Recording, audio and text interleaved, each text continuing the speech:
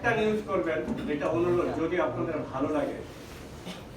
আমি অফিসে ঢোকার সময় প্রথম দিন রাত্রে দেখি যে কিছু লোক বসে আছে, চাপা পিটাইতেছি না, প্রতিদ্বন্দ্বিত করছি না।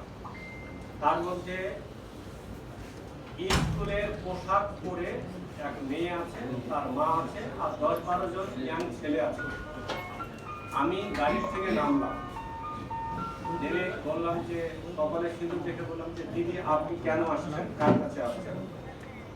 বললো যে আমি আমার মেয়ের পাসপোর্ট করার জন্য আসছি।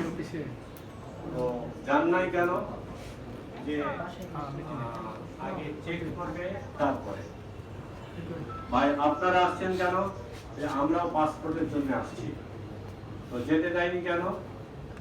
যে আমাদেরকে একটু বসতে বলছো যে গেটের ওখানে। আমি বললাম যে আপনারা সবাই আসেন আমার সাথে। যে না, এসপি স্যার বললে তারপরে দিব। যে আসেন আপনারা এসপির কাছে অনুমতি নিয়ে। আমি নিয়ে আসছি, নিয়ে এসে বলছি এখানে বসেন, আসছি আপনাদের এসপি। তারপরে এই দাঁড়ান, ওই দুজনকে ডাকলাম যে কথা বলেন, কার কি সমস্যার সমাধান করে আমাকে জানাবেন। আমার দাম খুব কম, খুব কম, দুর্লভ দূরের কথা, খুব কম দামি বস্তু, আমি খুব কম দামি বস্তু, এটা প্রমাণ হবে। আমার কাছে সহযোগিতা চাই না, আপনারা কাজ করেন। আমাকে স্বপ্ন দেখান না, আপনারা স্বপ্ন বাস্তবায়ন করেন। আমাকে পরামর্শ দেন না, ওই কাজটা আপনারা করেন।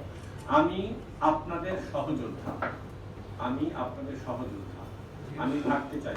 সর্বশেষ কথা হচ্ছে, আমাদের আপনাদের আশা আকাঙ্ক্ষা থাকবে, ভুল বোঝাবুঝি থাকবে, জটিলতা থাকবে, এর মধ্যেই সমাজের টিকে থাকতে হবে।